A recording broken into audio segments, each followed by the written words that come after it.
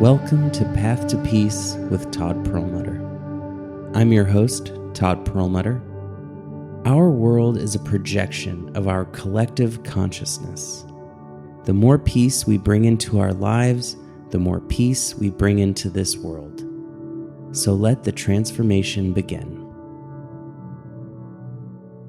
We've all been there, where someone says something that's mean, unkind, or critical, or even just negative. Not even about you, just about the place you are or something going on in the world. And we get sucked into that energy and stream of thought. And we wonder, how can we ignore the negative opinions of others? And the first thing we need to do is stop trying to ignore them. Because as long as you're trying to ignore anything, you are focusing on it.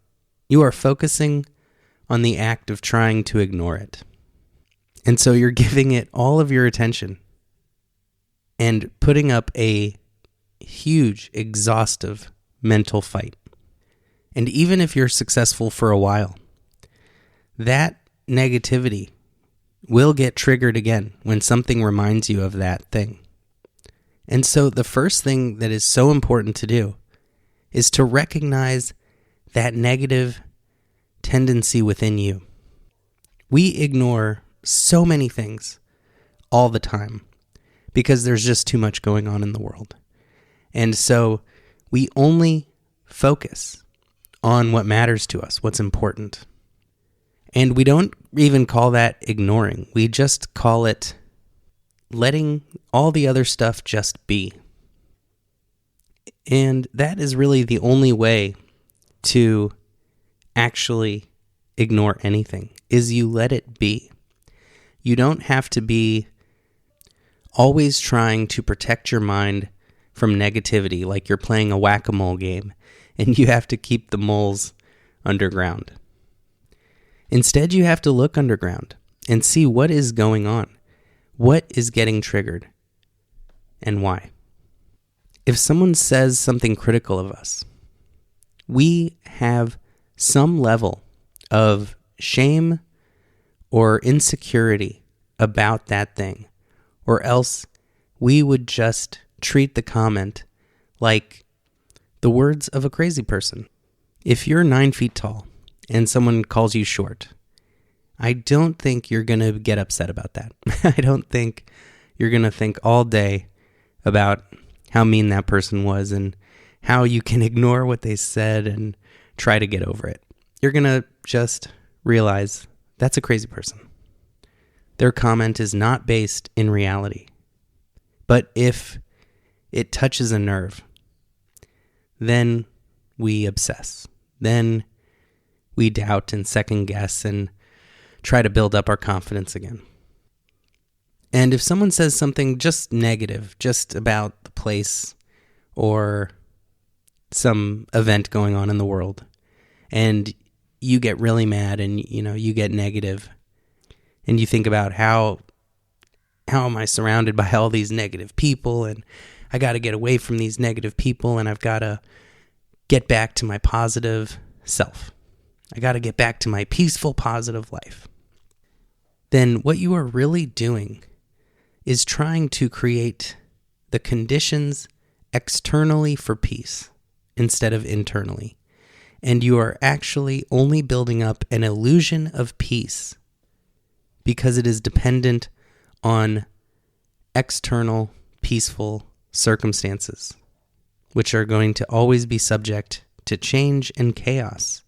And so it's not real peace if you are constantly juggling a million things and trying to hold up 20 spinning plates on your hands. It is the opposite of peace. Peace isn't the trying or the striving. It is the being. It isn't something you have to work for. It's always here. It's when you stop trying, forcing, and working that you have it.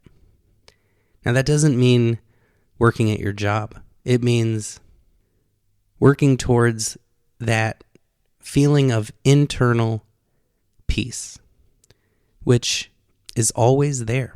It's always under the surface. It's always beneath the doing and the activity.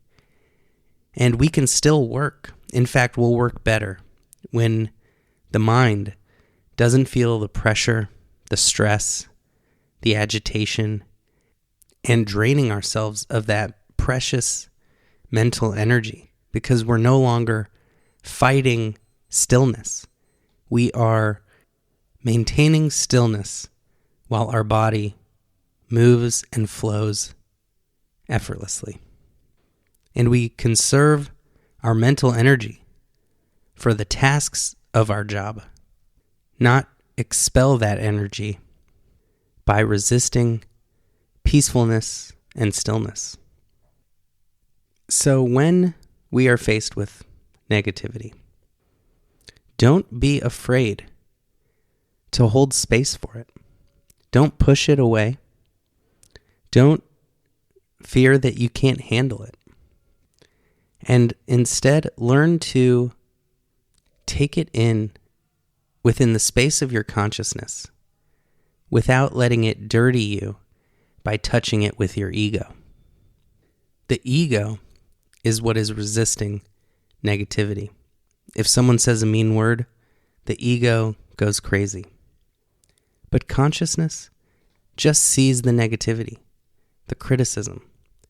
And it is the higher wisdom that can just say, you know what? I'm not great at that. I'm learning. What a wonderful thing. Or, wow, this person really thinks negatively of me. Not, I'm negative, I'm bad.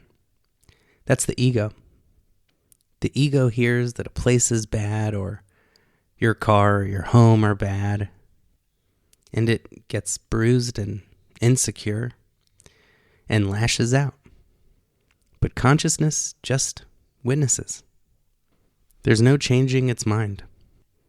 It just comes and leaves as fast as it came, and with the highest wisdom and understanding, witnesses the shame within that got triggered and creates loving space for that, witnesses the pain in someone else who must be hurting so much to be spreading negativity completely unconsciously, with no awareness for how it affects others, with no responsibility for the energy they bring to a situation.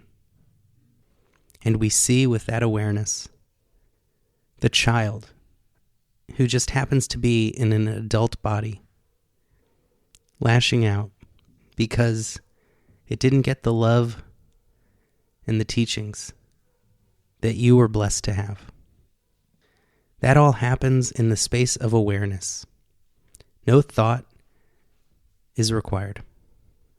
No avoiding or resisting or even latching on to some positive story. This truth only arises in awareness. We were all kids once. We all have been that mean person who said an unkind word before we learned better. And many people in this world, even though they may look like adults, in many ways they are still that child. And how can we judge anyone for not having the same wisdom or guidance or life experience as we have had? And none of us would get mad at a child for saying those blunt, sometimes hurtful things a child can say. But when we see adults, we think they should be on the same spot in the path that I am on. But only you are on that spot, and you weren't on that spot yesterday. So remembering this and staying with compassion instead of anger is the only way to effortlessly dissolve the negative energy of those hurtful words. When I was probably 3 or 4 years old, I met one of my cousins who happened to be very obese, very large man. And as a 3 or 4-year-old with no filter, no understanding of anything, other people's feelings, no awareness whatsoever, I just blurted out, "You're fat," right to his face. Basically, probably the first words I said to this man. I mean, I just didn't know. You don't say everything that pops into your mind. And he was very gracious. And I mean, he knows that he was a large man. And he knows that I was just a kid. And that I didn't mean anything mean by it. But immediately, my dad pulled me aside and, said, "Hey, you don't say that." And I got it right away. And thank God I had a dad and someone to teach me this valuable lesson before getting punched in the face for doing it later. And maybe it's my karma for that instance, but, a few years later, I became the fat kid, and I discovered the cruelty and unkindness of others. But that doesn't mean they're bad people. It just means we're all on different points of the path. Some people may not make much progress on that path, and they will be the ones to suffer. And for everyone else whose path they come across, those people who say unkind words or negative words will be the teachers for the rest of us. Teachers in how to make peace with the chaos, how to forgive and love when it's hard. True and lasting peace and positivity will not come when you try to avoid them, when you craft your life in such a way that no one ever challenges you, no one ever speaks a word of negativity, because the only way for that to happen is you end up living in a cave somewhere, or a hermit in a cabin in the forest. That is the only way we'll ever truly be free from other people's negativity. But we won't be free from our own. And only when those angels in disguise, those people that say unkind words, that show us that negativity inside of us, that help bring it to the surface so we can release it. Those spiritual sacred teachers, disguised as demons, shine a light on that inner conflict and resistance that we're still holding on to within. Can we truly dissolve that conflict so that we know that not because of an outer external situation that we're peaceful, but that we've truly made our internal environment peaceful? We can say we're all loving, peaceful lights of consciousness. But if someone says an unkind word to us, and we get angry or mad or self-hating, then we know we really haven't made as much progress as we thought we have. So these people are a blessing, and they are a greater promoter of growth than any loving, kind, patient teacher who tells us what we want to hear and is giving us an A+ even when we get all the questions wrong. And this is how we can stop hating that negativity and trying to avoid them and fight them and swat them away. But instead, we can love them. We can love those hurtful words and the people who say it. And that is the only way we will have true and lasting peace, positivity, and happiness. The unshakable kind that has no dependency on any external situation, because that ideal situation does not exist and it does not last. but we can create those circumstances within us. And only then will we have that lasting peace. The second step to dealing with the negative opinions of others is that we have to recognize that we create the negativity within ourselves. Nobody else can give us their negativity. Unconsciously, yes, we are susceptible. The ego will go crazy. If unobserved, unwatched, that ego will ruminate and obsess about every little negative thing that it can. And we can start to believe the ego and believe that it's other people's faults. And it'll show us plenty of evidence. It'll show us how someone said this, and then look how it ruined our day or our week or our month. But that is only because the ego, which is very clever, does not like to take any blame. It does not want us looking at it and realizing that it is the culprit. That's how clever it is. Negativity does not even exist in the world.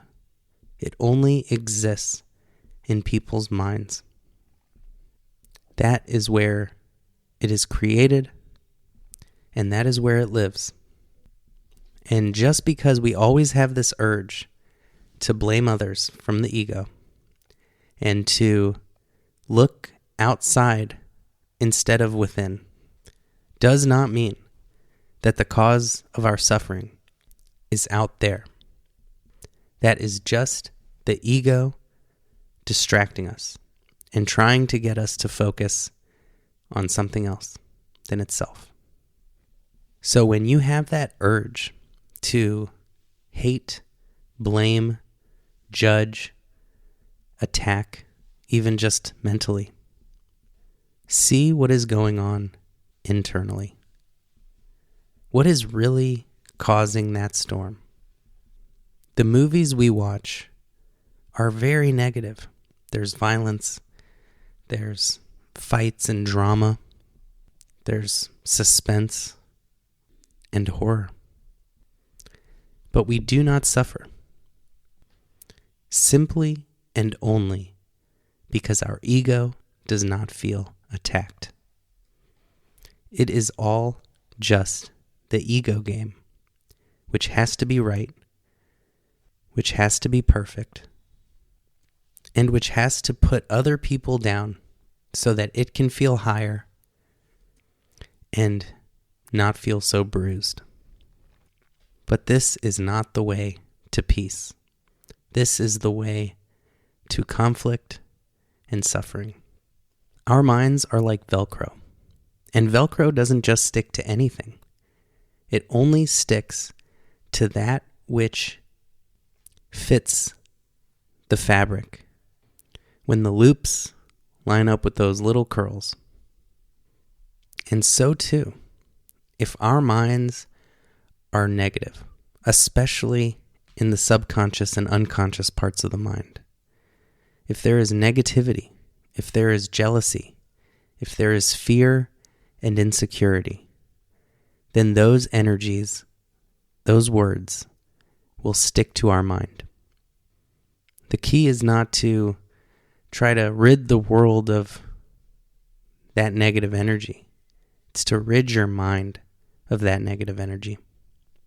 It's to smooth that Velcro down to marble so that nothing can stick to it, so that it stays beautiful and polished, reflects that back to the world, and attracts it back to itself. And this brings me to the third step in this 3-step process for dealing with the negative opinions of others. And that is, forgiveness drops the anger. I know a lot of people have a very hard time forgiving. And there's a lot of messages online about why you shouldn't forgive. Why it's better to cut people off, cut your family off, and preserve your mental peace. And I know that instinctually it's very hard to let go and forgive. But forgiveness isn't about cutting people off or not cutting people off. It's just about realizing that we have two options: anger or forgiveness. You know what I love to do? Forgive people instantaneously. No apology needed. No acknowledgement of wrongdoing necessary. No closure or resolution desired. Just instant forgiveness. We all have two choices: anger or forgiveness. I choose forgiveness. It feels amazing. Why be mad? Why give the power over your peace of mind to someone who wronged you? Let it go. People will change if they're ready, and they won't if they're not. It's not my problem. You showed me who you are and where you are. Thank you. How can I be mad at someone for not being at the same place as me on my journey? I was there where they are at one time. It took me years to expand my awareness to the harm I caused others, to eradicate hatred and greed and jealousy and fear from my mind and heart. And I am still evolving. Some people are surely ahead of me, and I hope they show me the same grace that I try to show others. And I'm sure they will. So we don't have to be hard on others because we've been there. We were them. And we don't have to be hard on ourselves because we know that this growth, this evolution, is a lifelong journey. And we're all in this together. And only together, with love, compassion, and forgiveness, can we lift up ourselves, lift up each other, and raise the consciousness of this planet. Thank you for listening. I go into a great deal more depth about these topics and more that are essential for living a life of deep peace, presence, and joy. In my newest audiobook, which I'm excited to announce is now available on Amazon and Audible, called Aloneness to Oneness, 22 Life Lessons to Change the Way You See the World. I read it myself, spent many hours in the studio, and I even expand in greater detail upon the print version. So there's a lot of new stuff in there as well, including stories from my personal life and my spiritual journey. It's great for people new to spirituality, as it lays out the foundations and basics of these concepts, and for people who've been on this journey for a while, as it explores in more nuance and detail how these teachings can be applied to our lives. So check it out. Don't forget to leave a review, and I hope that it brings you infinite peace in your life and the lives of your loved ones. Thank you again. Much love. You have been listening to Path to Peace with Todd Perlmutter. Being here and putting in this important and noble work is one of the greatest gifts you can give yourself and others. If you found this podcast even a little helpful, please make sure to leave a review so it can reach others who may be in need. And remember, the path to peace starts with a single step.